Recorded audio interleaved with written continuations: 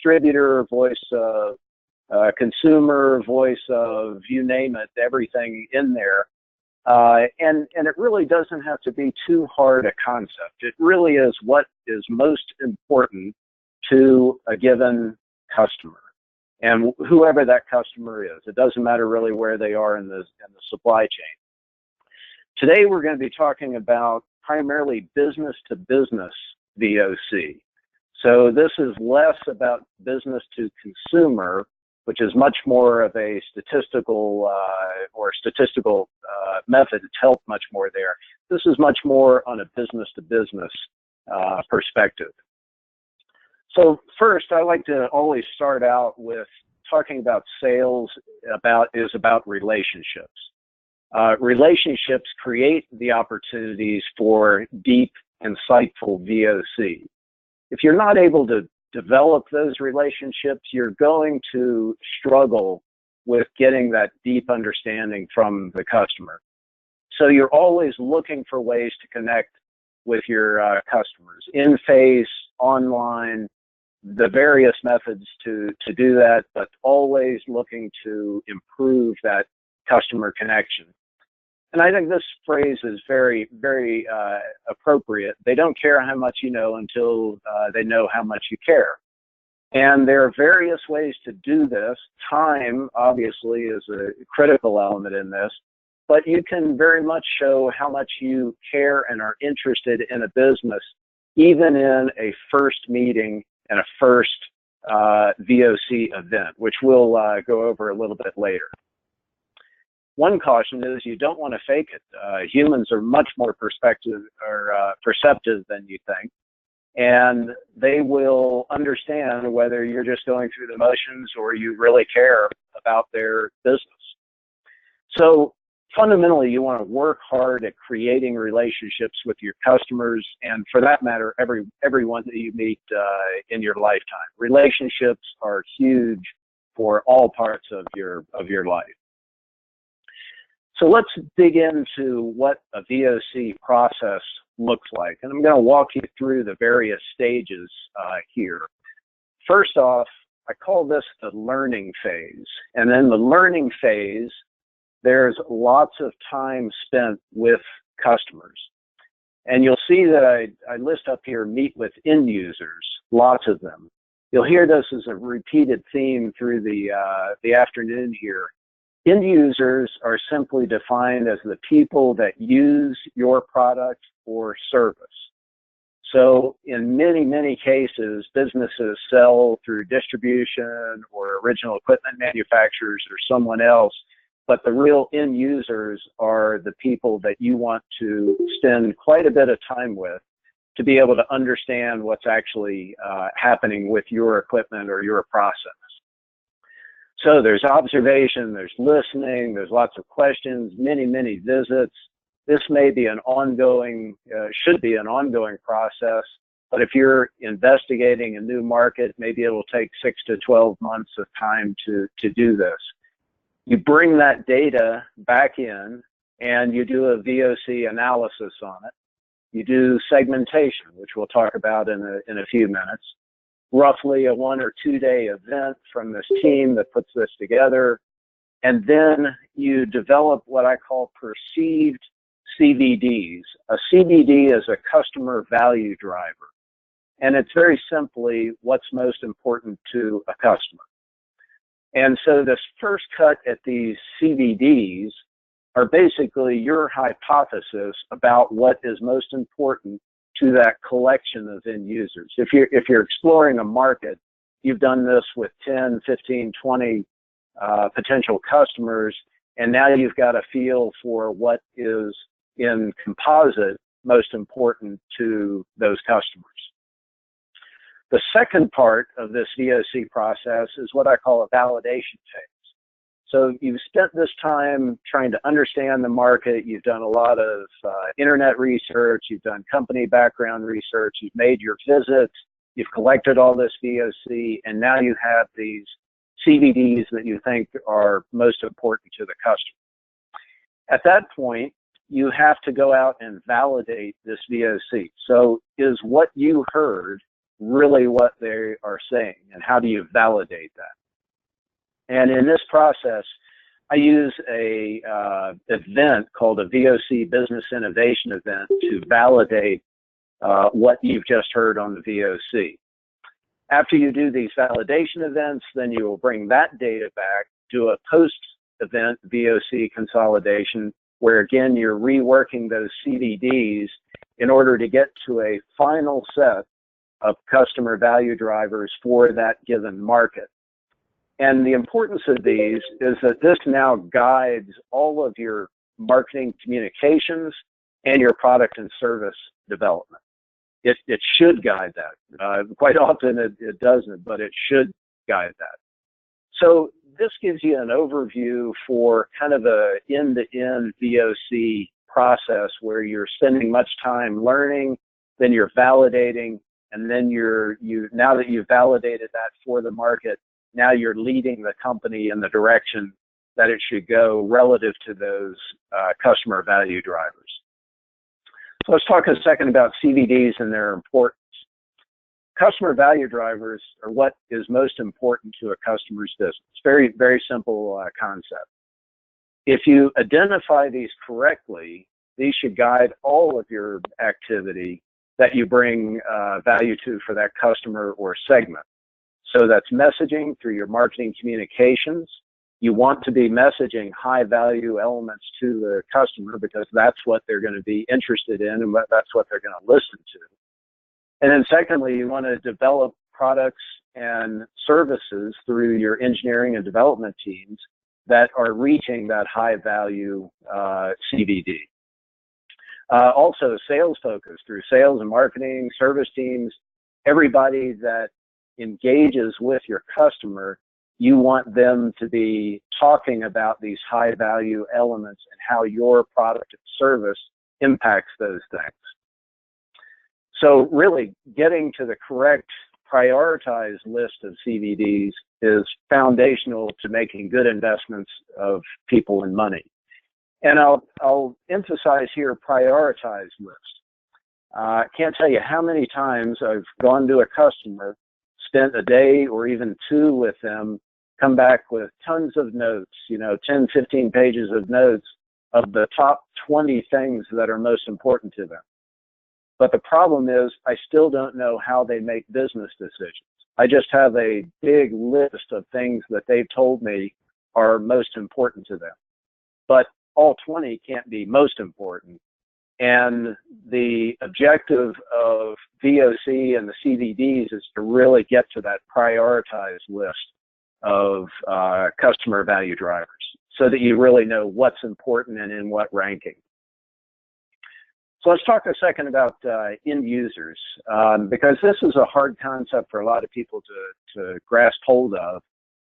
Your company on the left, and if you're selling directly to an end user that's using your product, that's great because your VOC access is very clean. You already have a business relationship, you already know those customers, and you can access them pretty easily for the VOC. However, many companies sell through distribution, or they sell through original equipment manufacturers, or in my company's case, we sold through distribution that then went to OEM companies that then went to the end user. So we had very little business relationship directly with our end users.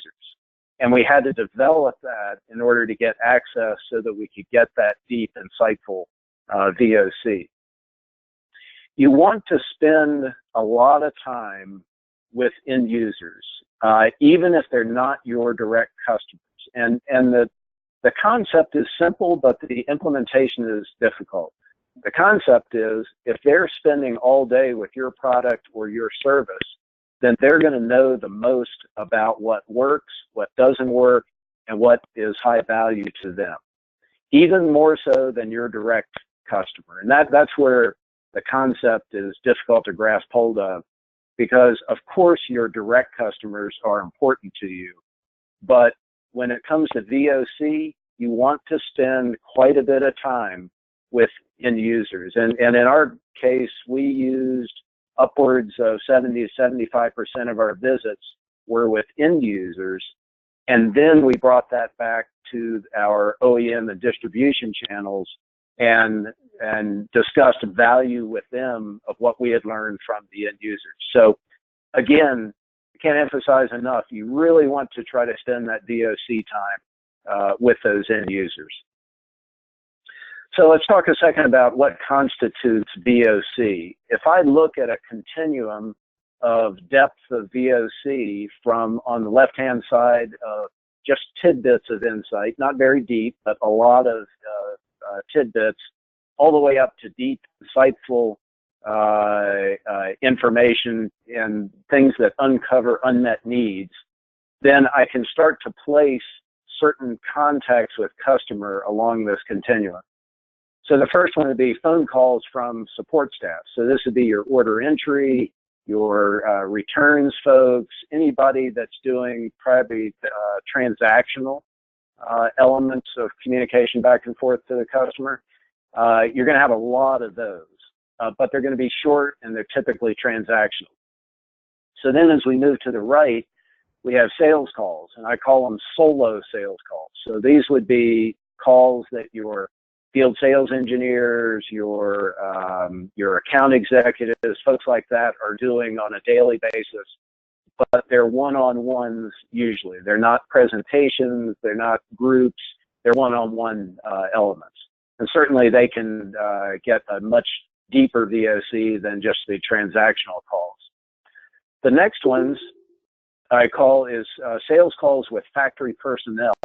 This is a very unique one, and one that I think a lot of companies miss in terms of the depth of VOC that you can get. And we're gonna dig into that a little bit on the next slide. And then all the way to the right is really our focused VOC events. And we will go through a description of what a focused VOC event. This is face-to-face with your customers where you're really trying to understand their business in detail. Now, if I look at these in terms of how many times you get a VOC opportunity per month, and depending upon the size of your company, obviously, phone calls from support staff, this could be in the thousands per month, could be in the tens of thousands depending on how big you are. Sales calls, maybe hundreds, sales calls with factory personnel, tens, and focused VOC events, you know, maybe there are 5 or something like that a month. So, and of course, the element here is time and cost that drives each one of these VOC opportunities. But every opportunity is a way, or every contact is an opportunity to get VOC from a customer. And this is where I find that a lot of companies miss the opportunity. So if you have a phone staff that's taking orders or taking changes or return materials or things like that, you want to give them maybe 2 questions to always ask their customer while they're on the phone. Maybe this phone call is going to last 60 seconds, something like that, but you never miss an opportunity to ask a few questions. And these things could be as simple as, have you heard about our new product that we're advertising, or have you heard about the Internet of Things, maybe a trend question or something like that, and your people just keep a tally of the answers on that. This is much more in the statistical side. It is definitely not deep VOC, but it is an opportunity to get VOC from a broad range of contacts with customers. The same thing applies to key marketing and product questions for engineering. So in sales calls, both solo and with factory personnel, you really want to have a short list of questions that you're always asking relative to products, benefits, and features. And in the focused VOC events, it's going to be what's most important. And we'll spend more time on that here in a second. So observe, observe, observe, and then ask questions. You really can't ask enough questions on this. And you really want to be inquisitive with your customers. So every time you have a contact with a customer, it's an opportunity to ask another question about their business or about some product that or service that you're offering. Okay, let's go into sales calls with factory personnel. As Norval mentioned, I'm an electrical engineer, so I've got a bit of a soft heart for engineering and operations personnel. Although I have spent the last 25 years in sales and marketing, so it's not too soft a heart. So we, in visits with factory personnel and engineering, these really provide you unique opportunities for VOC. Oh, we may have a, yeah, there we go. So,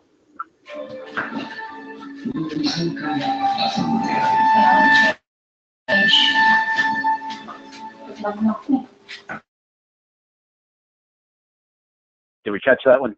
Okay. Yep, sorry about that. Go ahead. Yep, there we go. So when you bring in an engineering or operations or marketing person with the sales executive or the field sales engineer, you can ask the dumb question with impunity. And it seems kind of silly because, you know, your salesperson should know this account inside and out and so on.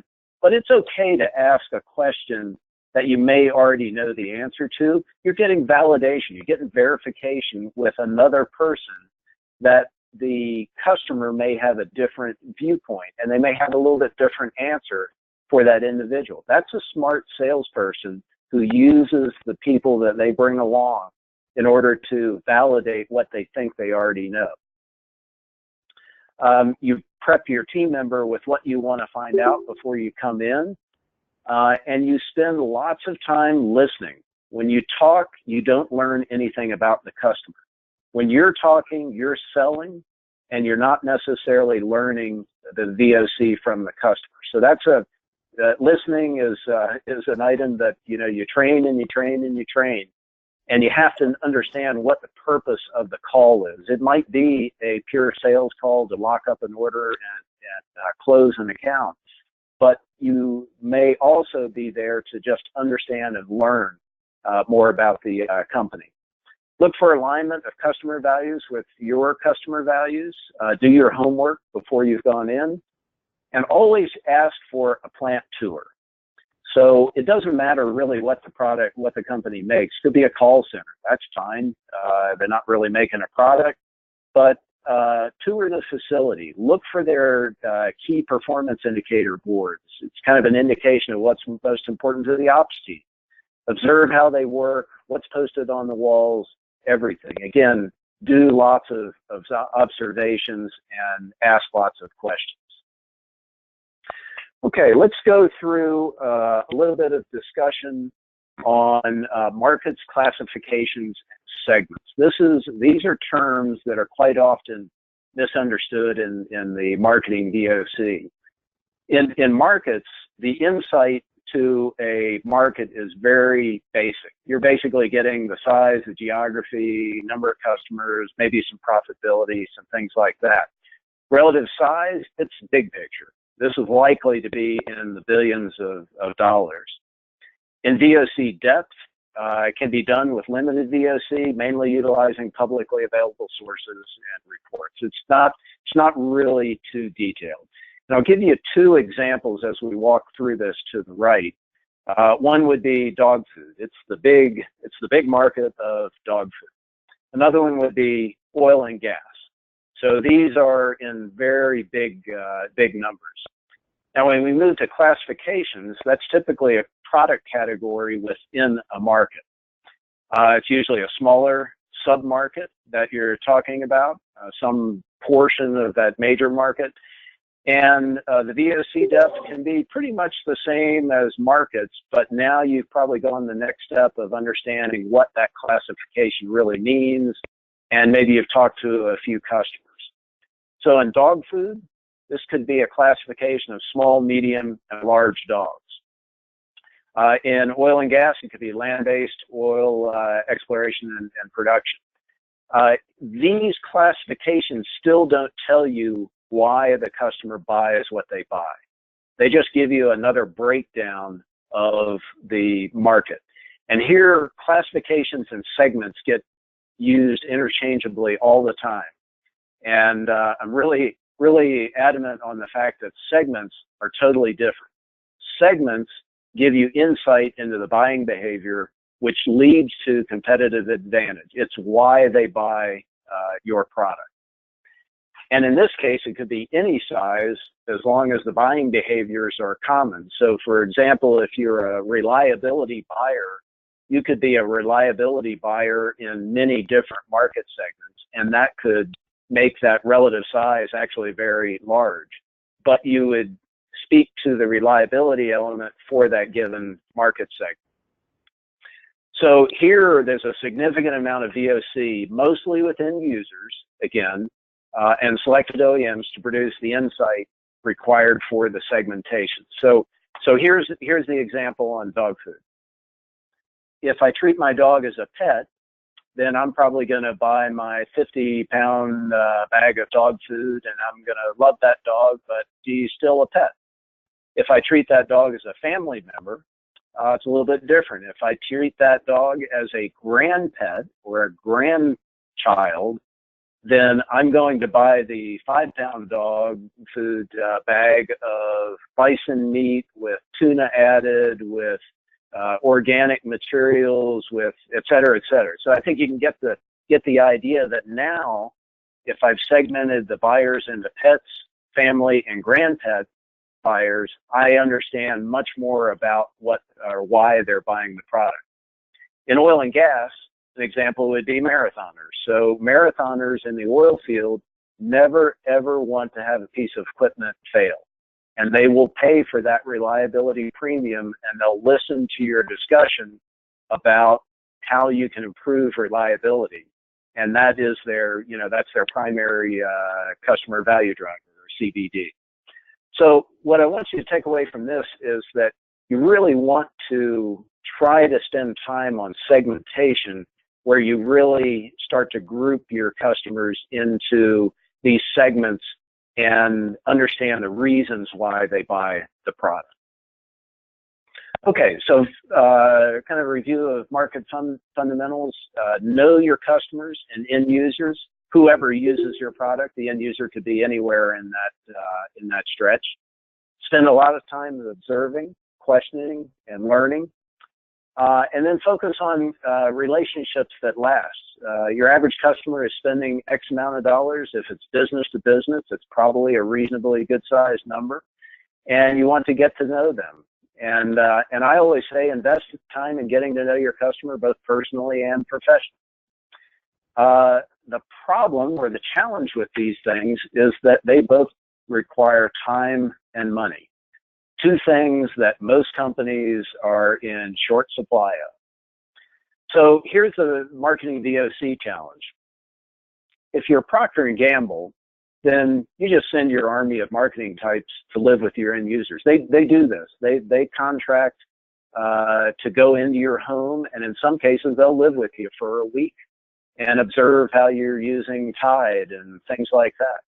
Well, they're one of the few companies in the world that actually have the funds to be able to do that.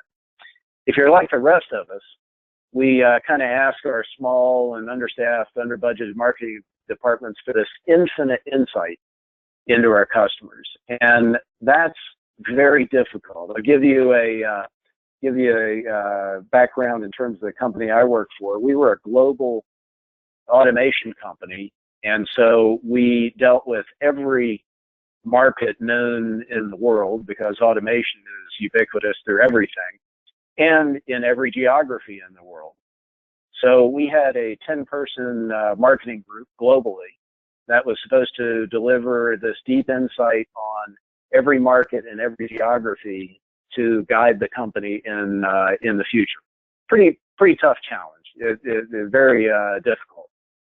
So what we did is we tended to develop processes that allowed us to get deeper VOC faster and to get this ranked order of CVDs. So we're going to go into a process now just describing what this business innovation event looks like.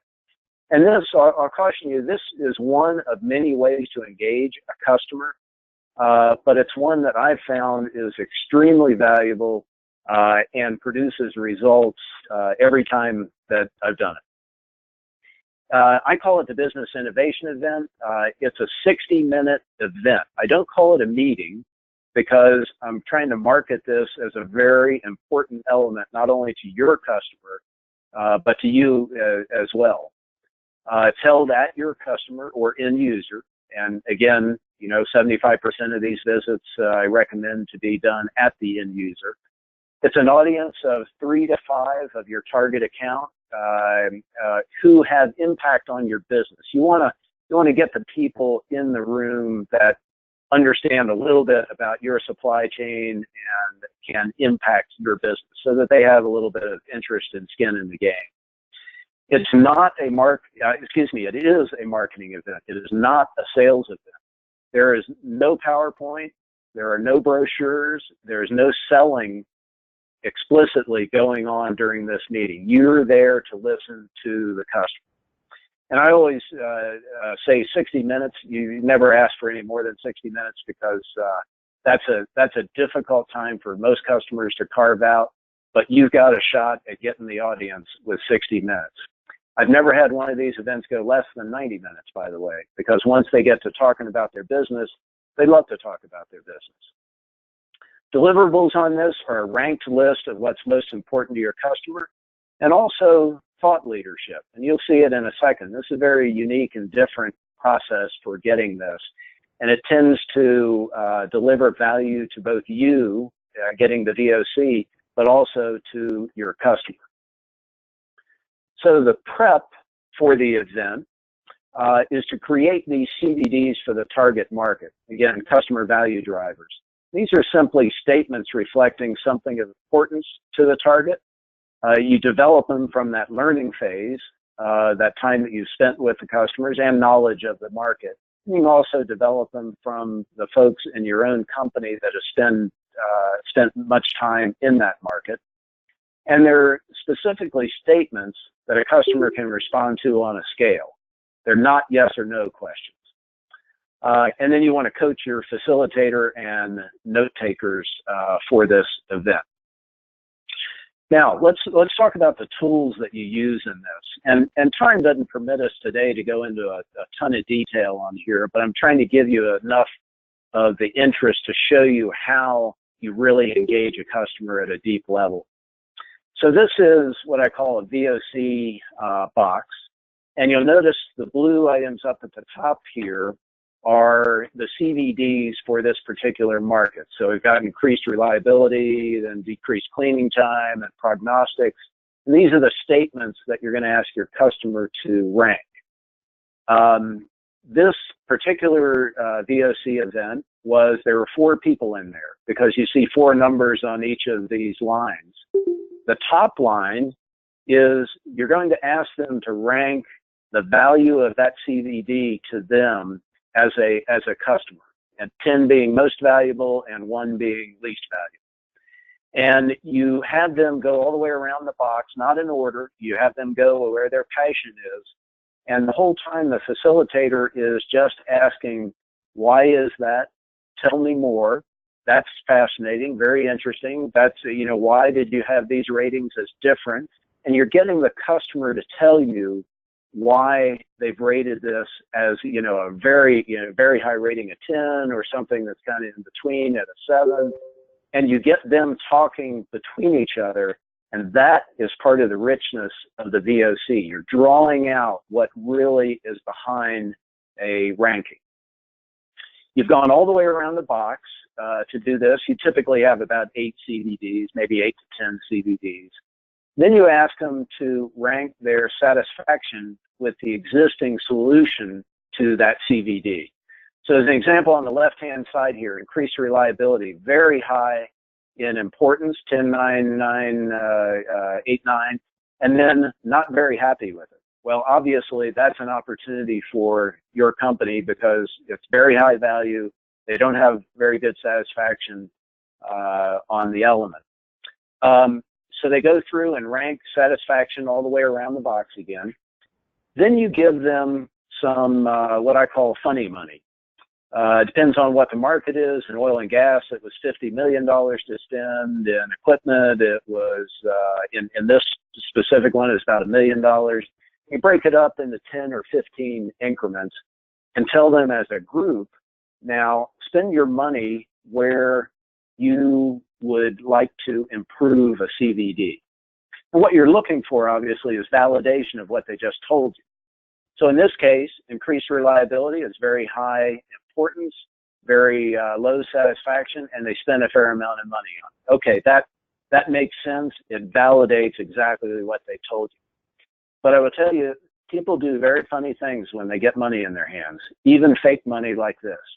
And they'll spend it on things that you wouldn't expect them to spend it on. And that gives you yet another opportunity to find out why that is. And they may have had a problem at some point in the past and they still don't have a solution to it. So it really tends to draw out and revalidate exactly what they just told you in the event. Now, at this point in the event, you're probably at minute 50 to 55, so you're almost through with the event. And one of your note takers has been diligently writing down the ratings, and what they are building is what I call a 3D Pareto. So this is nothing more than a vertical bar chart, a Pareto chart, of the data from the box showing the height being what's most important, and the red bricks being the satisfaction element, and the green, of course, being where they spent their money. And so you build this Pareto right in the meeting. You slide that onto the table and say, well, this is what you told us on how you make business decisions. And it's extremely insightful. They typically have not ever seen this. They haven't gone through this process before. Now they're studying it in depth, trying to say, yeah, that really does make sense. Or they may say, 2 or 3 and 4, we got those a little bit backwards. Maybe we need to modify that. But it really gets them thinking about what they've just told you in terms of what's most important. This is where you revalidate yet again the value of the CVD and the ranking of the CVD. So at this point, you're pretty much through with the event, but typically you've got them so interested in the process now and talking about their business that they just keep talking. So if they don't have another meeting that's lined up against this, they're going to continue to give you more VOC. And I always caution people, never stack these events back to back. Leave yourself time, because if they want to talk, this is going to be the best time to get the deepest VOC. They're already in the mindset of sharing what's most important to their business, and you want to let them continue on. I've had some of these meetings go 2.5 hours, and you're wondering, what's their day job, but they love to talk about their business, and they give you that much more insight. So keys to a successful VOC event: you want to listen carefully to the discussion. Disagreements, you love disagreements amongst the 3 to 5 people, just let them go. Tell me more, why is this so obvious? Everybody put a 10 down. Any spread of ratings is an opportunity to ask, but a widespread is definitely something to dig into. Satisfaction ratings, you really asked about all of those. That's where you can learn a fair amount about your competition. Because remember, you're in a marketing meeting asking them to explain to you what's most important to them. It's very difficult to do that without actually starting to talk about some competitive element. And then the money spin, basically, it's another validation of what they just told you. So always keep them talking. I say only ask questions during this hour. Any time that you're talking and explaining something, that's a lost VOC opportunity. So you really want them talking the entire time. And again, this is what drives some people crazy. There is no PowerPoint. There's no Excel. There's no anything except for sitting across the table, observing eye movement, rolling eyes, body language, their passion for what they're saying, and it's face-to-face and looking them in the eye on things. Very, very in-depth VOC with the team. Now, just a couple of slides on key benefits of this. Obviously, if you know what's most important to a customer and their satisfaction levels, then you can start messaging through your marketing communication these highest value elements. And you can do that immediately. You can flip the switch when you get back to the office and talk to your salesperson and say, you know, these are the things they told us about. We need to be talking about these features and benefits of our products and services. Longer term, after you've done this with a number of customers in a given market, then you can add these up. You just take this Pareto and do a stacked bar basically to get a picture of a market. And then that can guide you on your longer term investment of capital for products and services. Other benefits, you now have higher value to your direct customers. If you're not selling directly to your end users, you've now learned a lot about their customers, and it's okay. You have to go into your customer with humility. You know, don't go in saying you know everything about their customers, but you do know more now, and that makes you more valuable to your direct customer. You can apply that end user knowledge to help your customers sell their equipment. And this one is really important. You've just elevated your customer relationship because you did take the time to understand in a very unique way what their most important elements are. And this one, I think, is almost as important as the VOC that you get. So if you want to improve your customer relationship, this is a great event, a great way to do that. So in summary, you want to invest time and authentic interest in your customer, focus on the relationships that last, and provide some way of differentiation through a unique event. This is just one idea and one way to do that, but there are many different ways that you can differentiate yourself versus a survey, you know, online surveys. People are a bit worn out on that. They need something a little bit different in order to get that deep, insightful VOC. So with that, I'm going to stop there and open it up for questions. Thank you for your time. Thank you very much, Tom. Are you able to see the chat box? I think I am. I know you have at least one question waiting in the chat box. Let me see where that is. There you go. Yeah, okay. Let's see. From Kumar. Yeah, you please share some examples of percentage of investment companies make and allocate to capture VOC. This varies all over the place. So I have seen companies that don't do any VOC other than their direct sales communication with a customer. I've seen other companies, I've mentioned Procter & Gamble, a consumer products company is certainly going to miss out if they don't spend a lot of time on VOC. But typically, I'll try to answer this in terms of equipment and industrial companies, they do not spend enough time.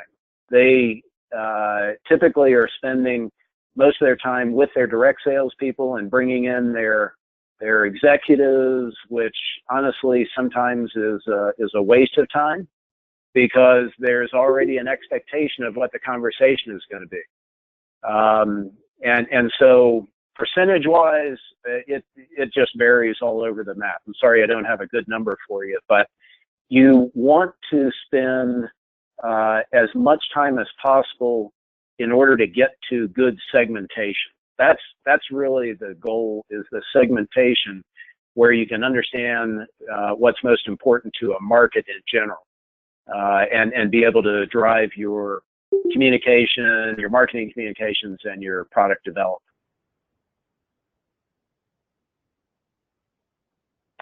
Let's see, I'm moving down here. When evaluating CVDs, how is it determined if they are value added? Do you determine this, or would you work with a customer to determine this? So CVDs, when you have gone through the learning phase and you've developed the CVDs, they're just your perception of what the CVD is yet. And so you definitely want to work with your customer to validate those CVDs. And that's what we use the Business Innovation Event to validate, because some things that you may have been told or you think are high value they're going to end up at number 7 or 8 on your Pareto. And at that point, you're just kind of wasting your time and money if you're speaking to those elements. They're just not that important to them. Let's see here. In some companies, the end user has very little input as to the tools available for use. In this case, would you still focus on the end user, the people who actually purchase the product? I'm assuming that you may be getting into the difference between the audience at the end user that you're addressing. Certainly, you always want to address the audience that is purchasing your product and that has some experience with it. Let me give you an example that might help. In the food and beverage industry, let's pick Nestle. Nestle is the world's largest food and beverage producer. Plants all over the world, engineering, facilities everywhere, development everywhere, and then production facilities all over the world. You would tackle a customer like that at various levels. You do a plant VOC event, you do a engineering VOC event, you might do a food safety VOC event, and a corporate event. So you would get at the VOC at different levels in the company so that you could start to understand what's the composite view of what's the most important to the company itself. And also you're taking into account who makes purchase decisions at that point. So that's a very important aspect. It's not super clear to me how CVDs are derived from VOC. Yeah, great question. So in the time that you're spending with customers, you're observing all these different things, and you've got your classic 100 question survey. You're doing plant walkthroughs with people. You're meeting with engineering managers. You're meeting with marketing people. These are all at your customer or all at the end user. You're gathering data that then you go back and you study to understand what they were actually telling you. So some customers are all about personal safety. Some customers are all about reliability, and you start to get those themes going on all the time.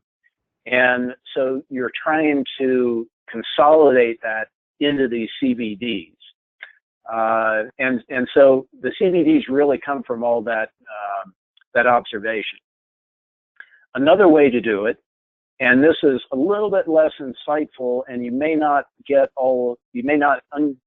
cover unmet needs, but take your own people at your own company that have been working in a market for 20 years. You've got a couple of marketing folks, maybe a salesperson, an engineer, an engineering manager, an ops person, but they've all got a lot of experience in that market. Bring them together in a brainstorming session to create your perceived CVDs for that market. Now that, is skipping the learning phase, but it's basically taking the learning of all those people, consolidating that information and developing your first level of CVDs. Then you take that to your customers and validate it. That's not such a bad way to do it. It actually is pretty effective, but you may miss some of the unmet needs or things that you would observe at the end user. So I always say, try to spend that time at the customer. Let's see, dog example, your current product is dog food. Customers more likely to purchase grooming products. How often would a company spend the effort to extend their product line? That's a great question. So when you learn what's most important about your buying customer set, you're also going to start thinking, well, if that's the case, then they probably would like X and Y and Z, other product capabilities. So that very often leads to extensions of product lines. So just as I was explaining, when you get enough of these VOCs done in a given market, then you start to work that into your product development and service development plans. So if the top 3 things are things that maybe your existing products are not quite treating as well as they ought to be, then you want to start developing product extensions that treat that market much more heavily and are really answering those high value questions for them.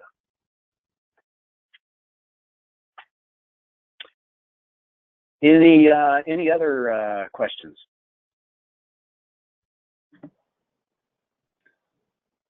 I'm looking online here. I don't see anything else in the chat box.